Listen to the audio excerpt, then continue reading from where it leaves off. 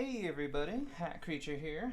Here's something different for the channel, but something I care about a lot.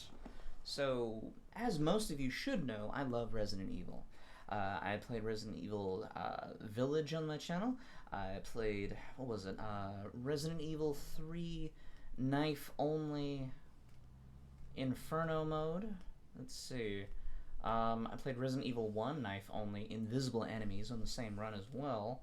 And I used to play Resident Evil Resistance, so I have quite a bit of Resident Evil stuff on my channel. I love the franchise. So, whenever there's a new movie or a TV series coming out, I instantly want to know more about it. And recently we got a trailer for Welcome to Raccoon City. And here we go. We got an article published 4 days ago, and it tells us exactly why the movie is going to fail. So, basically, they came out and they got a timeline. They had to come out with a timeline because the trailer was confusing and it made very little sense. I don't even know if it made sense to people who didn't even play the games. It's just that weird and nonsensical, and it has very happy music playing in it, which also confuses people. So they kind of had to explain the timeline to a trailer. Already it's coming off to a bad start. Especially for the fans. If the fans don't even know what you're doing in the game that they love, that's a problem. So here we go. We finally figured it out. So what do we got? It all takes place on September 30th, right? Now, in the original games, it actually says right here, this is nice. Resident Evil 1 took place on July 24th, 1998. Resident Evil 2 takes place sometime afterwards, September 29, 1998. Because September 22 is kind of like at the end of the outbreak. Resident Evil 3 is kind of at the beginning to the end of the outbreak. It's, they happen during the same time. But they're not doing 3, just 1 and 2. But the film takes place September 30th. Now, why does that matter? It doesn't. It doesn't. The person writing the article tries to make sense of it themselves. The person in the article writes that both movies, right, the first and the second game, take place September 30th. Now, they're trying to make it sound like, okay, all of it happens a day after Resident Evil 2 is supposed to take place. But that doesn't matter. The dates don't matter. It's irrelevant. What does matter is this. All of the events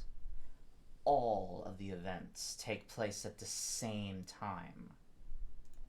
And that's what I thought was going on as well when I saw the trailer. So we have Chris, Jill, what could be Wesker, what might be Barry but could be Brad, I don't know. We have all of them go into the mansion at the same time. Claire, the conspiracy theorist, meets the Leon guy, who may or may not be a rookie who doesn't care about professionalism for his own first day on the job, running away from what could be William. I don't know.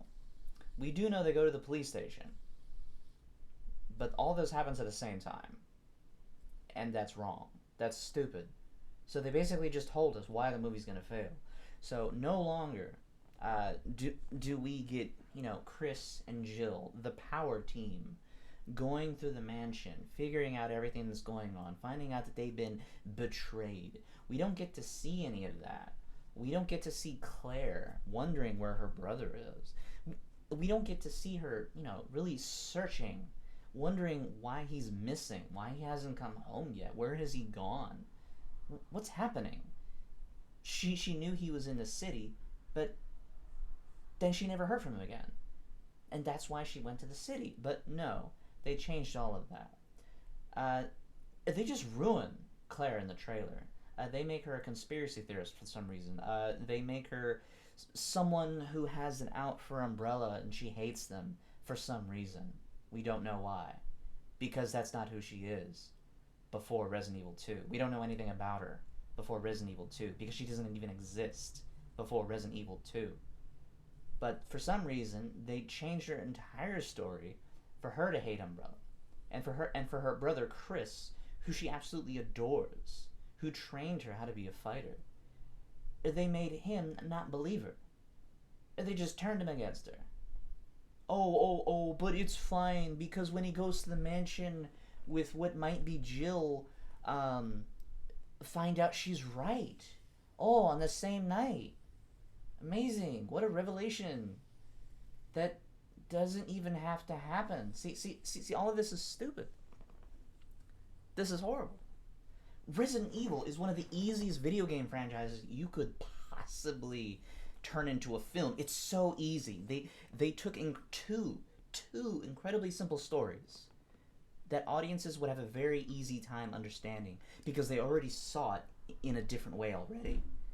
You can just take both stories exactly the way they are with very teeny tiny changes and it would still be great for general audiences and the fans. Fans would love seeing their favorite story come to life, and audiences wouldn't be in the dark because they'd be right there with the fans reliving the exact same simple story. Military squad goes into the woods to investigate a mansion, hearing about some people dying. While they're there, they get attacked by monsters, and they find out that there's a conspiracy theory about the exact organization that sent them there to solve the problem. Ooh, that's a story we've heard a bunch of times, but that's too difficult for the studio. It's so difficult. They got to change the whole thing. And then Resident Evil 2, an equally easy story. Two people from two different paths in life somehow randomly meet each other at the police station during a zombie apocalypse with the whole town sealed off. They have to get out of the city, save a little girl, and avoid a mutant monster chasing them down at the same time.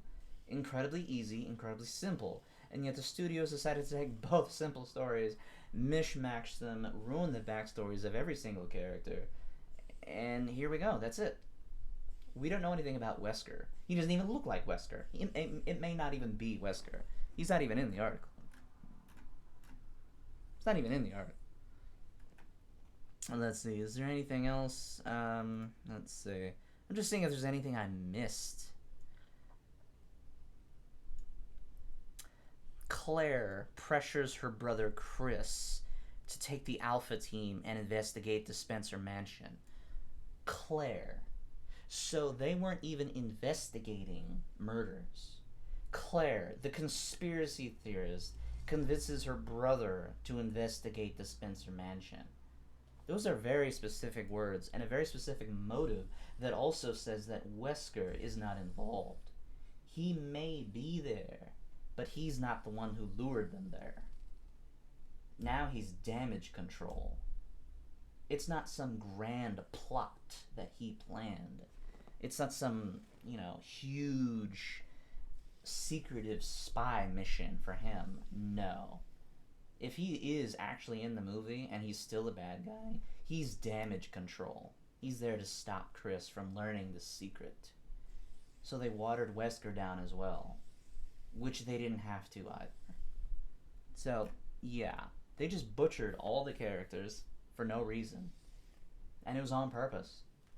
There was another article. I don't have it up here because I don't know where it is, actually. This was reported actually months ago. But there was an article that the director of the film intentionally race swapped some characters. He intentionally did it for diversity. And if you're intentionally going to choose actors who don't look like the characters just to have some diversity, you don't care about the project. You care about spreading a message. And that's what's wrong with Hollywood and comics and video games nowadays. They don't care about you. They don't even care about your opinion, and they definitely don't care about your money. They want you to like them for something that is ruining the industry. So yeah, this one's gonna fail. But don't worry, guys. Don't worry. we still had the TV series to wait for. Yes, the confusing TV series that's coming out later on, that has Wesker and his children, that takes place before zombie apocalypse that ruins the world, and then after a zombie apocalypse that ruins the world. Just like a whole bunch of other TV shows we have. I wonder why they decided to make that story that's been done before, but not Resident Evil 1 that's been done before. Anyway, thank you guys for watching. Hope you enjoyed. If you did, be sure to leave a like, subscribe if you haven't already, and if you're interested in looking good while supporting some dude on the internet, I got a link to some merch down below. So thank you, and as always, have a great day.